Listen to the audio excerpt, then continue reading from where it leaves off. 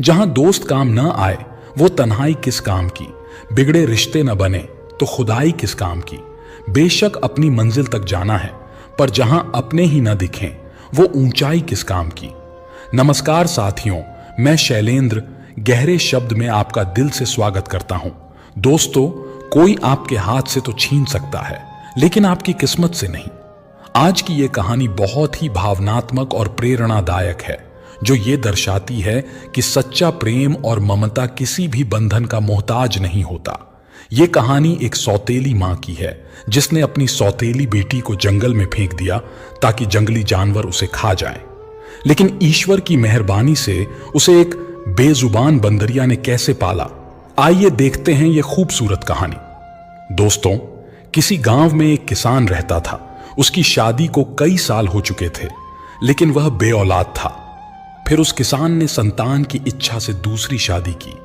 कुछ महीनों बाद भगवान की कृपा से उसकी दूसरी पत्नी से एक बेटी पैदा हुई। बच्ची दिखने में बिल्कुल परी जैसी लगती थी। उस फूल सी बच्ची को पाकर किसान ने भगवान का धन्यवाद किया। वह और उसकी पत्नी अपनी बेटी के साथ बहुत खुश थे। किसान ने बड़े प्यार से अपनी बेटी का नाम परी रख दिया। अब किसान अपनी दूसरी पत्नी से बहुत अधिक प्रेम करने लगा, लेकिन उसकी पहली पत्नी को यह सब बर्दाश्त नहीं था। वह किसान की बच्ची को एक आंख नहीं देख सकती थी।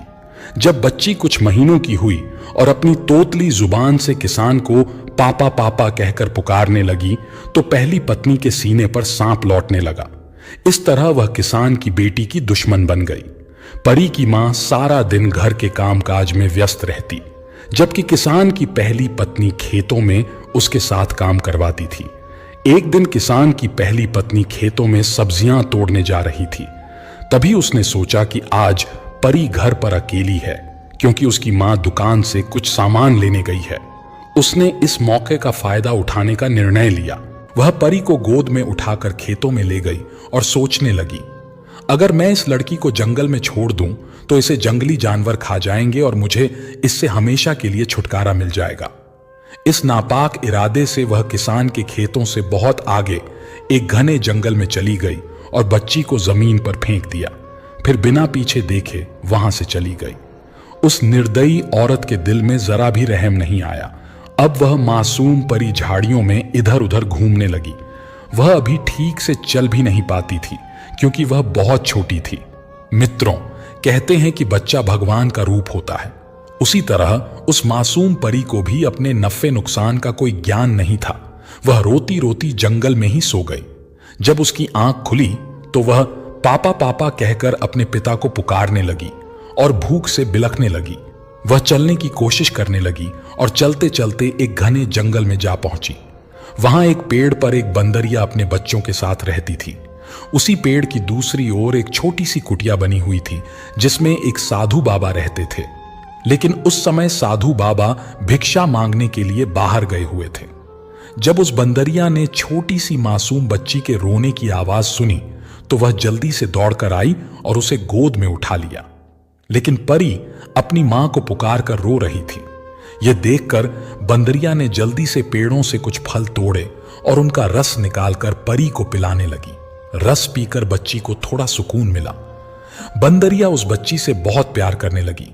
कभी उसकी जुएं निकालती, कभी उसके गालों को सहलाती, बिल्कुल वैसे ही जैसे एक मां अपने बच्चे से प्रेम करती है।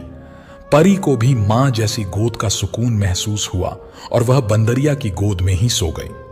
बंदरिया ने कई दिनों तक परी का इसी तरह ख्याल रखा।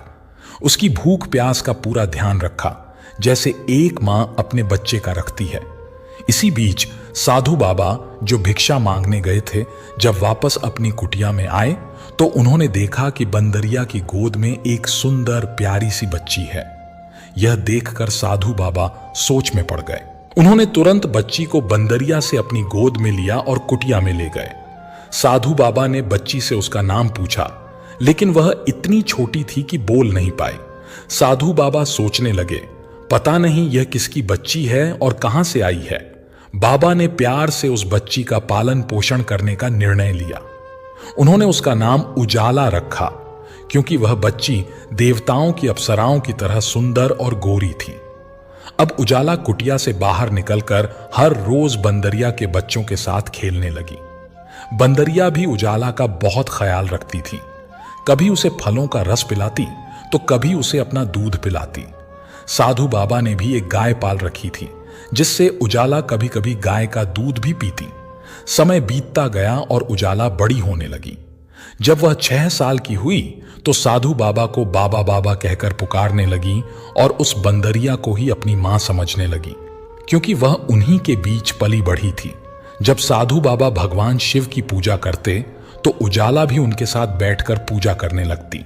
जब बाबा मंत्र पढ़ते तो उजाला भी उन्हें दोहराने लगती। बाबा ने उसे बहुत अच्छे संस्कार दिए।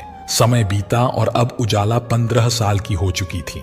वह पहले से भी अधिक सुंदर दिखने लगी थी। जंगल के जानवर, परिंदे और बंदरिया उसके सबसे अच्छे दोस्त थे। बंदरिया उजाला के लिए जंगल से सूखी लकड़ियां इकट्ठा करके लाती और वह बाबा, खुद और बंदरिया के लिए भोजन बनाती। एक दिन साधु बाबा ने उजाला से कहा, बेटी, मुझे दूसरे गांव भिक्षा मांगने जाना पड़ेगा। मैंने तुम्हारे लिए कुटिया में हर चीज का इंतजाम कर दिया है। तुम्हें बाहर जाने की जरूरत नहीं। यह बंदरिया तुम्हारे साथ रहेगी और तुम्हारी देखभाल करेगी। इतना कहकर साधु बाबा चले गए। अब उजाला और बंदरिया ही कुटिया में रह गए थे। उजाला साधु बाबा की तरह भगवान शिव की पूजा करती और उसके आसपास बंदरिया और उसके बच्चे बैठकर मंत्रों को सुनते। शाम को उजाला ने खाना बनाया और पूजा करने बैठ गई, लेकिन इतने में ही बंदरिया के एक छोटे बच्चे ने सारा खाना खराब कर दिया। जब उजाला ने पूजा समाप्त की और देखा कि सारा खाना बर्बाद हो चुका है तो वह हंसते हुए बंदरिया के बच्चे से कहने लगी, तुम बड़े शरारती हो, सारा खाना अकेले खा गए, दूसरों का ख्याल भी नहीं आया। उजाला ने उसे हल्का सा थप्पड़ लगाया तो बंदरिया के बच्चे को गुस्सा आ गया। उस बंदरिया के बच्चे ने चूल्हे की आग में पानी फेंककर आग बुझा दी। उजाला ने यह सब देखा तो परेशान हो गई और सोचने लगी, मुझे आग जलाने में बड़ी मुश्किल होती है, अब मैं कैसे आग जलाऊंगी। करते करते सारा दिन गुजर गया। अब उजाला खुद भी भूखी रही और बंदरिया व उसके बाकी बच्चों ने भी कुछ नहीं खाया। अब वह बंदरिया का बच्चा बड़ा पछताने लगा कि उसने आग क्यों बुझाई। इसी वजह से सबको भूखा रहना पड़ा। आखिरकार उजाला झोपड़ी से बाहर निकल आई। उसे एक दूसरी झोपड़ी के बाहर धुआं उठता दिखाई दिया तो वह उस धुएं को देखकर झोपड़ी के पास गई। जहां से धुआं निकल रहा था उस कच्ची झोपड़ी के अंदर एक राक्षसी बुढ़िया थी। बुढ़िया का एक बेटा भी था जो बड़ा आदमखोर था। उसे इंसान की खुशबू आते ही फौरन पता चल जाता था।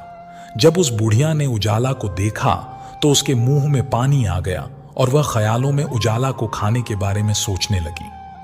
काश इस वक्त मेरा बेटा घर पर मौजूद होता तो इस इंसानी लड़की को कभी ना जाने देता।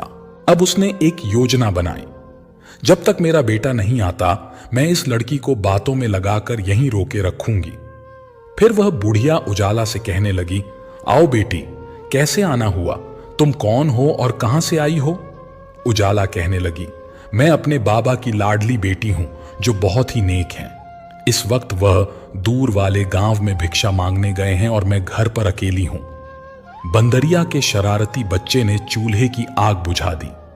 आप मुझे थोड़ी सी आग दे दें ताकि हम अपना खाना बना सकें।